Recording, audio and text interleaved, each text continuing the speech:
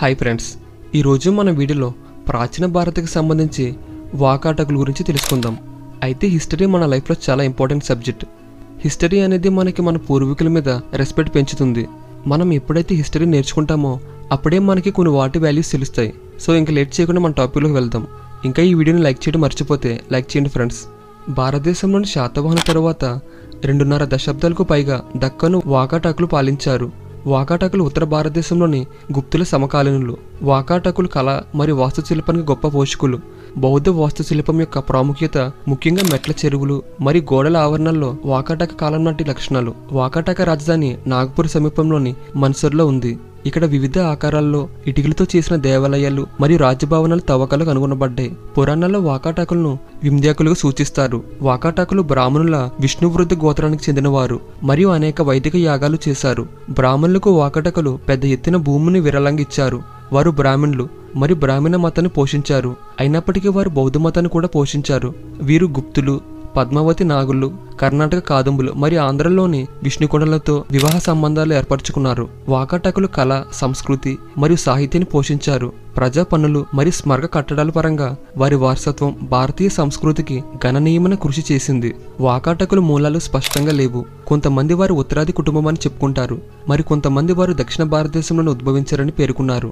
దక్షిణాది పలువులకు చెందిన శాసనాలు పోలిన సంస్కృత మరియు ప్రాకృతిక శాసనాలు వారి వద్ద ఉన్నాయి.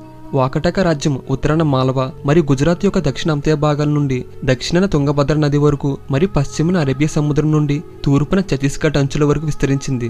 వీరు అద్భుతమైన చిత్రాలను రూపొందించడానికి మట్టి మరియు ఆవు పేడను ఉపయోగించారు. ఆ చిత్రాలకు రంగులు వేయడానికి భవనం చుట్టూ ఉన్న కూరగాయలు మరియు రాళ్ళు రంగును ఉపయోగించారు. వీళ్ళు పర్షియన్లు దిగుమతి చేసుకున్న ప్రాథమిక రంగులు పసుపు, ఎరుపు మరియు గోధుమ రంగు. వాకాటక కాలంలో 2 అధికారిక భాషలు ఉన్నాయి, సంస్కృతం మరియు ప్రాకృతం. పురాణాల ప్రకారం వింధ్య ప్రాంతంలో ఉద్భవించిన ఉత్తర రాజవంశం వాకటక రాజవంశం అని కొందరు పండితులు పేర్కొన్నారు. పురాణాలు ఈ రాజవంశాన్ని వింధ్యకులుగా పేర్కొంటారు. వింధ్య శక్తి అనే రాజు వాకటక రాజవంశం యొక్క స్థాపకుడు మరియు అతను 250 CE నుండి 270 CE వరకు పాలించాడు. అనేక వైదిక యాగాలు చేసి బ్రాహ్మణ కర్మను పునరుద్ధరించాడు. అజంతా శాసనాలపై వర్ణించబడ్డాడు మరియు అతని సైనికుల విజయాల ద్వారా గుర్తింపు పొందాడు. వింధ్య శక్తి తరువాత అతని కుమారుడు ప్రవర్సేనుడు I వాకటక రాజవంశాన్ని పరిపాలించాడు. సామ్రాట్ అనే సామ్రాజ్య బిరుదును పొందిన ఏకైక వాకట పాలకుడు. ధర్మ మహారాజు మరియు హరితిపుత్ర అనే బిరుదును కూడా పొందాడు. అతని పాలనలో వాకటక సామ్రాజ్యం విదర్భకు దక్షిణాన మరియు దక్కన్ పరిసర ప్రాంతాలకు విస్తరించింది.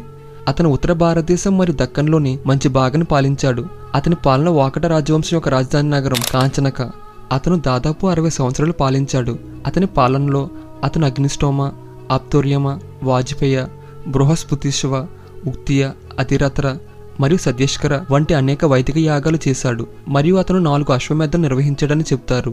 అతను తన కుమారుడు గౌతమి పుత్రను నాగరాజ భవనాగ కుమార్తెతో వివాహం చేయడం ద్వారా నాగరాజవంశంతో రాజకీయ కూటమిని స్థాపించాడు. వైవాహిక సంబంధాలు మరియు సైనిక శక్తి సహాయంతో అతను తన సామ్రాజ్యాన్ని ఉత్తర బుందేలఖండ్ నుండి దక్షిణ హైదరాబాద్ వరకు విస్తరించాడు.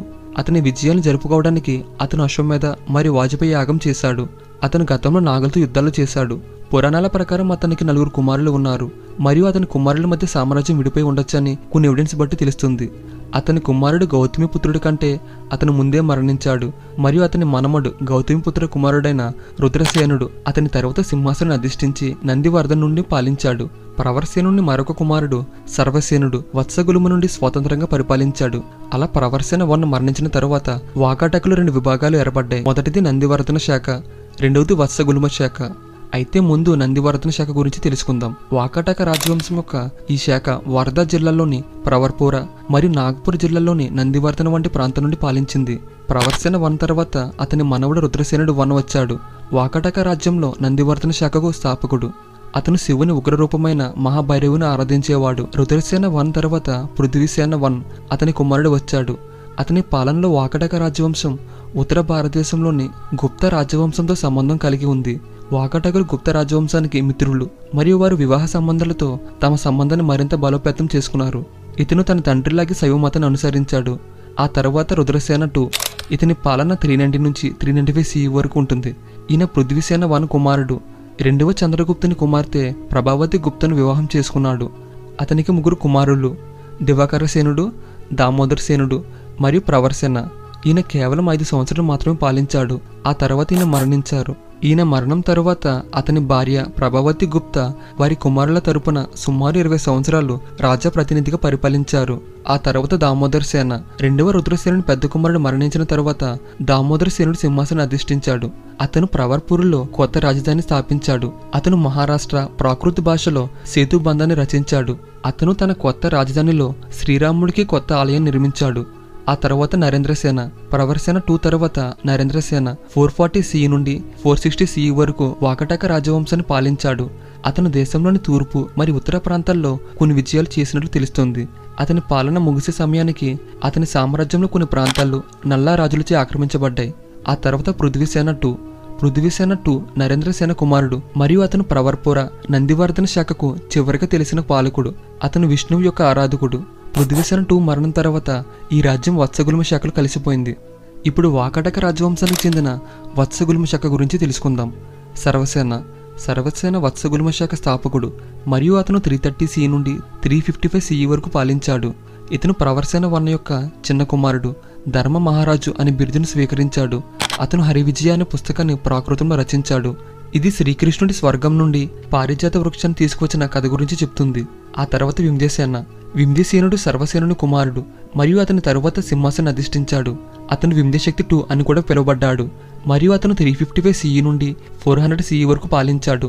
తన తండ్రిలాగే ధర్మ మహారాజు అనే బిరుదు కూడా తీసుకున్నాడు. అతని కుమారుడు మరియు వారసుడైన ప్రవర్సేనుడు సుమారు 15 సంవత్సరాలు పాలించాడు. ప్రవర్సేన 2 తర్వాత దేవసేన రాజయ్యాడు. అతను ఆనందాన్ని కోరుకునే పాలకుడు అని కొన్ని గ్రంథాల్లో ఉంది. అతని తర్వాత హరిసేన. అతను 475 CEలో తన తండ్రి దేవసేన తర్వాత వచ్చాడు. అతను బౌద్ధ కళ మరియు వాస్తుశిల్పాన్ని పోషించాడు. అజంతా యొక్క 17వ శాసనం అతను తన పాలనలో క్రింది రాష్ట్రాలను జయించడని పేర్కొంది. ఉత్తరాదిలో అవంతి, తూర్పున కోసల, కళింగ మరియు ఆంధ్ర, పశ్చిమన గుజరాత్, దక్షిణ కుంతల.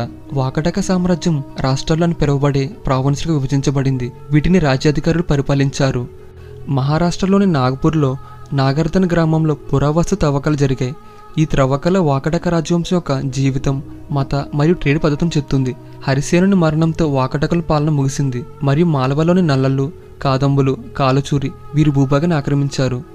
అద్భుతమైన వృత్తి, పరిపాలన, మతం, సంస్కృతి, ఆర్థిక వ్యవస్థ మరియు సైన్స్ అండ్ టెక్నాలజీ ద్వారా వాకటకస్ కింద జీవితం నిర్వహించబడింది.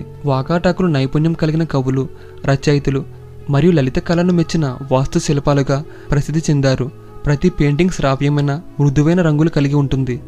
వాకటక చిత్రాల ఎక్కువ భాగం సామాజిక మరియు సాంస్కృతిక అంశాలను కలిగి ఉన్నాయి. 17వ గుహలోని అనేక చిత్రాల్లో ఒకటైన దర్పణ సుందరిలో ఒక స్త్రీ తనను తాను అద్దంలో చూసుకోవడం చిత్రీకరించబడింది.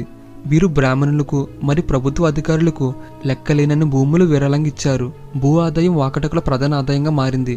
గుప్తుల మాదిరిగానే వాకాటకుల యొక్క అనేక శాసనాలు మరియు ముద్రలు తరచుగా కళాకారులు వ్యాపారాలను సూచిస్తాయి. ఇవి శక్తివంతమైన పట్టణ ట్రేడ్ మరియు చేతి వృత్తులను సూచిస్తాయి. ఆ సమయంలో హిందూ సమాజంలో కుల నిర్మాణం ఉంది, కానీ అది పూర్తిగా కఠినంగా లేదు. ఆ యుగంలోని రాజవంశాల్లో క్షత్రియ మరియు బ్రాహ్మణ కులాల సభ్యులు ఉన్నారు. వాకాటకుల కింద సైన్స్ అండ్ టెక్నాలజీ రంగంలో సాధించిన విజయాలు అసాధారణమైనవి. ఈ కాలానికి చెందిన గొప్ప సైన్స్ పండితుల్లో ఆర్యభట్ట ఒకరు. అతను పటలీపుత్రలో ప్రసిద్ధ ఖగోళ శాస్త్రవేత్త మరియు గణిత శాస్త్రజ్ఞుడు. సుమారు 499 CEలో అతను ఖగోళ శాస్త్రం మరియు గణిత శాస్త్రాలను కలిగి ఉన్న ఆర్యభట్టయ్య అనే పుస్తకాన్ని రచించాడు. సూర్య, చంద్రగ్రహణాలకు గల శాస్త్రీయ కారణాలను ఆయన చర్చించారు మరియు 0 నంబర్ను సృష్టించాడు. సైన్స్ పండితులు ఇంకొకరు వాగ్భట, ఆయుర్వేద వైద్య పద్ధతిలో విజయవంతమైన అభ్యాసకుడు. ఇంకొకరు కశ్యప, తన ఆయుర్వేద జ్ఞానాన్ని ఒక గ్రంథంలో ఉంచిన వైద్యుడు. ఇంక ఇది ఫ్రెండ్స్ ఈరోజు వీడియో. ఈ వీడియో మీకు నచ్చినట్టయితే లైక్ చేసి సబ్స్క్రైబ్ చేయండి. నెక్స్ట్ వీడియోలో మళ్ళీ కలుద్దాం.